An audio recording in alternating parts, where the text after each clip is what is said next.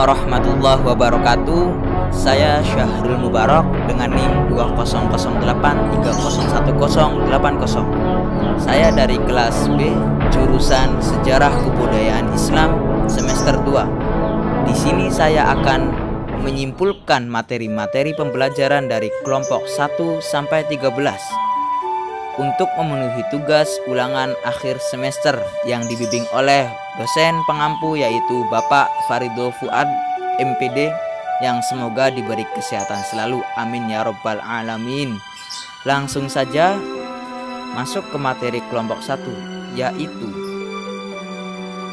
hakikat pendidikan dalam mengembangkan kemampuan utuh sarjana atau profesional. Poin pertama, pendidikan kewarganegaraan atau civic education adalah program pendidikan yang bersifat multifaket dengan konteks lintas bidang keilmuan yang disebut interdisipliner dan multidimensional, berlandaskan pada teori disiplin ilmu sosial yang secara struktural bertumbuh pada disiplin ilmu politik. Poin kedua, pendidikan kewarganegaraan di Indonesia mengalami perubahan baik istilah maupun substansi sesuai dengan perkembangan peraturan, iptek perubahan masyarakat dan tantangan global. Lanjut pada materi yang kedua, yaitu esensi dan urgensi identitas nasional sebagai salah satu determinan pembangunan bangsa dan karakter. Poin pertama, identitas nasional bagi bangsa Indonesia sangat ditentukan oleh ideologi yang dianut dan dijadikan sebagai norma dasar untuk pedoman berperilaku. Poin kedua, jati diri terdapat dalam ideologi dan konstitusi negara, yaitu Pancasila dan Undang-Undang Dasar 1945. Poin ketiga, Pancasila merupakan cerminan untuk diri kita dalam berkepribadian, karena Pancasila mengandung nilai-nilai luhur yang telah diakui sebagai pandangan hidup bangsa yang disepakati bersama. Lanjut materi yang ketiga, yaitu esensi dan urgensi konstitusi dalam kehidupan berbangsa dan bernegara.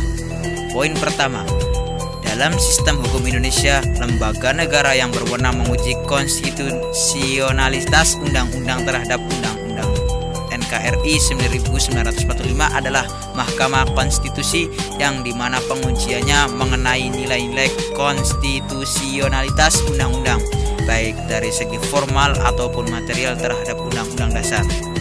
Poin kedua, konstitusi merupakan sumber hukum tertinggi bagi segala aturan yang ada di dalam negara, sehingga kedudukannya sangat fundamental, dan Indonesia juga sebagai salah satu negara hukum modern yang memiliki konstitusi di mana dinamikanya sangat panjang meskipun baru 4 kali mengalami proses amandemen. Lanjut materi yang keempat, yaitu sumber historis, sosiologi, dan politik tentang konstitusi dalam kehidupan berbangsa dan bernegara Indonesia.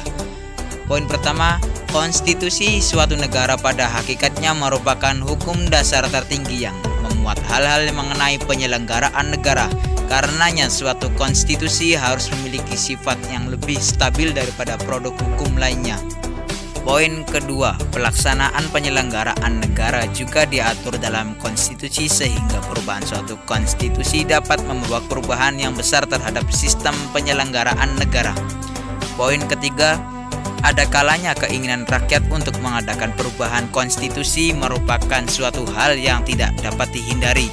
Hal ini terjadi apabila mekanisme penyelenggaraan negara yang diatur dalam konstitusi yang berlaku dirasakan sudah tidak sesuai lagi dengan aspirasi rakyat.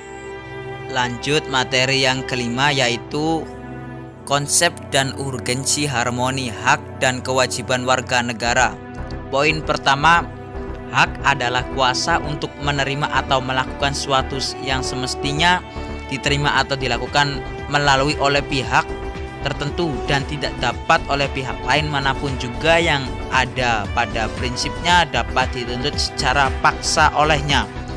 Poin kedua, wajib adalah yang semestinya dibiarkan atau diberikan melalui oleh pihak tertentu, tidak dapat dituntut secara paksa oleh yang berkepentingan. Poin ketiga, ada banyak manfaat hak dan kewajiban warga negara, di antaranya setiap warga negara berhak mendapatkan perlindungan hukum, pekerjaan, dan penghidupan yang layak. memiliki kedudukan sama rata di mata hukum dan di dalam pemerintahan, bebas untuk memilih, memeluk, dan menjalankan agama dan kepercayaan masing-masing, berhak memperoleh pendidikan dan pelajaran, dan lain-lain.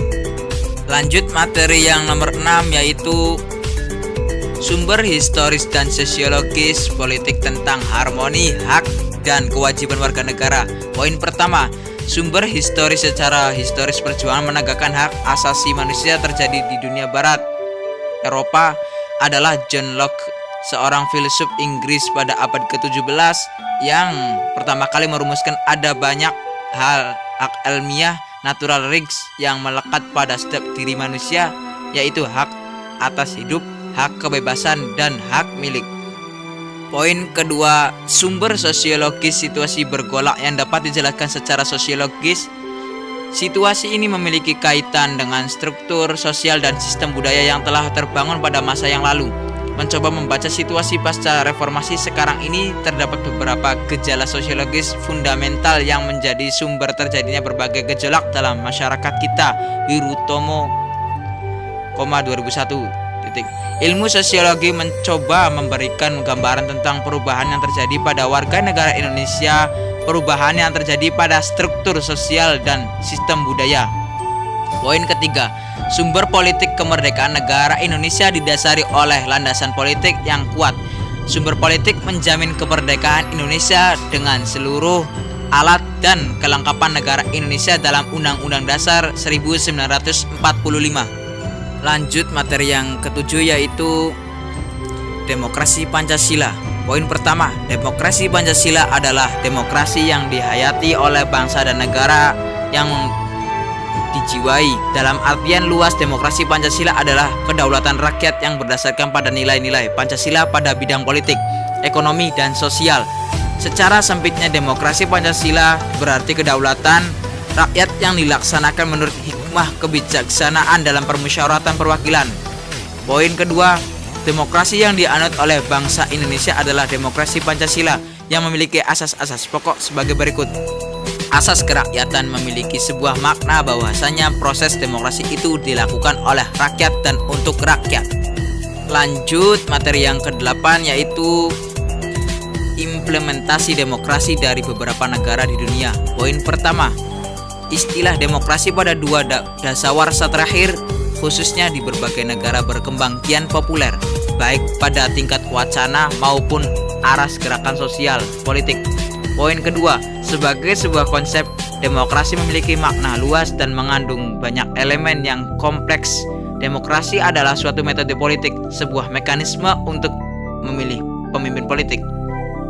Warga negara diberi kesempatan untuk memilih salah satu di antara pemimpin-pemimpin politik yang bersaing meraih suara, dalam kurung David Lexman, 1989, tutup kurung titik.